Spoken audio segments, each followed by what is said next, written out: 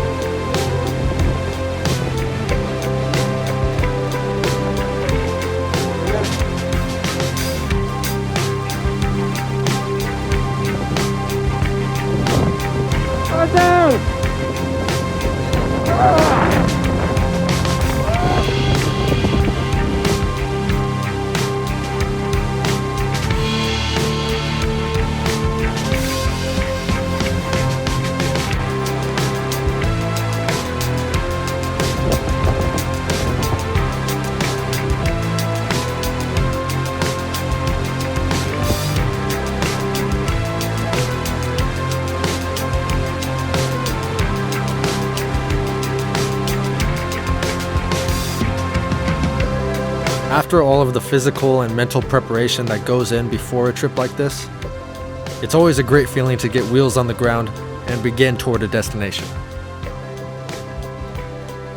The first day was a good one.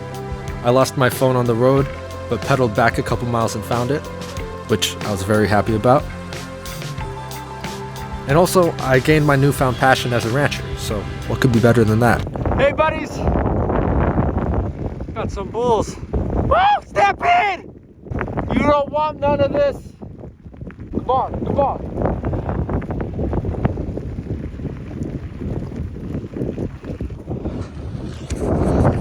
That, my friends, is how you successfully wrangle cattle. Look at that. I'm just running wherever I tell them to. The road turned to muck at day's end, which isn't preferable gear-wise, but after camping right on the Nevada border, I was back on pavement and into California the following morning. The diversity of the state always amazes me. I mean, this is California, this is California, this is California, and also this is California. Anywho, the wide open roads of Lassen and Modoc counties were awesome to ride on. It felt like I was bounding up the highway once I hit my groove. There are usually at least 1, maybe 2 days on a trip where everything seems to go right. And this was one of them. It's Super Bowl Sunday.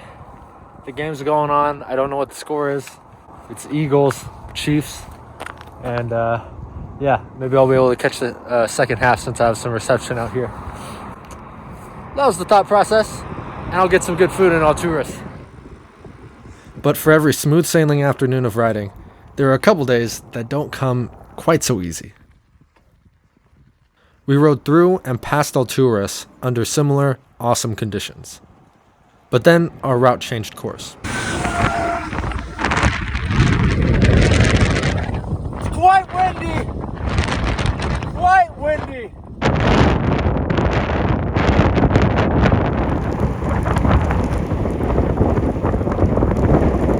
It was really, really windy. Not as strong as in the Arctic, but enough to cut the average speed in half. I give Tevin a lot of credit here. This is the farthest he had ridden a bike, and it can be hard mentally when every foot of progress has to be fought for, uphill and down. Especially when you don't have a mental vantage point from past trips and snow is being blown at your face. It was a hard 40 straight miles of headwind. But looking back, it's the days like these that you end up remembering the most. For better or for worse.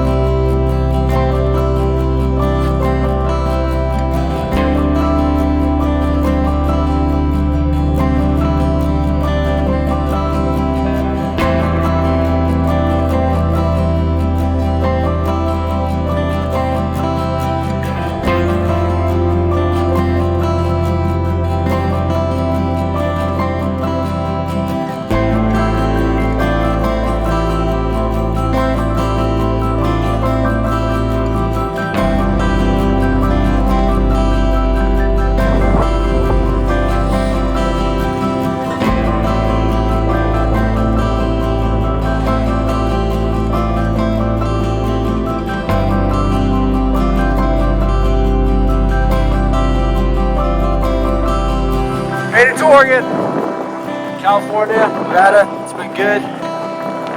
Next state of my trip.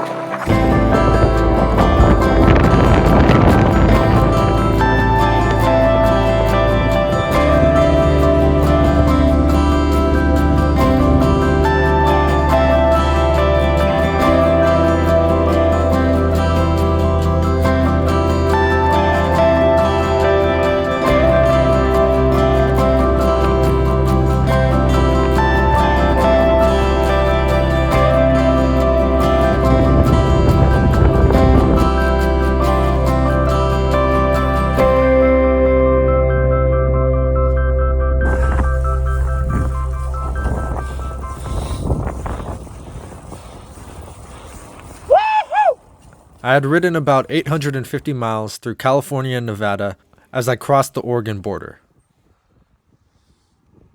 A couple years back, I remember being so excited to leave California and venture into Oregon. With COVID, it had been about a year and a half since being out of the state, so it was a big step toward things feeling normal again. This time, though, I didn't quite have that same excitement. Partially because I was tired, and maybe also because things seem to change slowly when you're traveling down the road at only 14 miles an hour. So at that point, what difference does a border make? My excitement was definitely heightened though when the Cascades came into view. At that point, I knew a big change in scenery was near. To this point, Tevin and I had enjoyed the company of a support vehicle that we met up with each night, and they're the ones who carried our camping gear. So after these few days of riding, we took a day off, hopped in the car, and drove up a snowy mountain road into the Cascades and toward the most famous lake in the Pacific Northwest.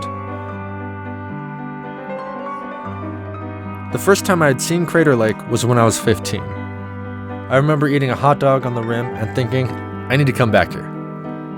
And well, here I am, and this time in winter.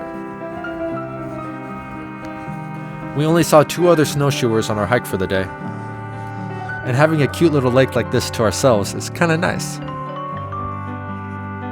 Here's a few fun facts about Crater Lake because I'm a geography nerd. It's the deepest lake in the US. It only loses water through evaporation and seepage through the crater's walls. Oh, and yeah, it's essentially a giant 30 square mile crater filled with the world's clearest water. As always, I wish I could have spent more time here, but the next day I had to get back on the road and ride. Tevin's company was traded for my pannier bags, and now it was time to head up and over the Cascades again, this time under my own power and without a support vehicle. It would end up being the coldest bike touring that I've experienced. Been riding Highway 97 for a little while, actually a long while, and I'm just about to head on to Highway 58 in Oregon over Willamette Pass. So it'll be about 5,100 feet, lots of snow I think, and we'll see what's in store. Hopefully the shoulder stays wide just like it is here. I'll keep my hopes up. Thanks for watching. Please subscribe and like to see more of this journey, and happy adventures.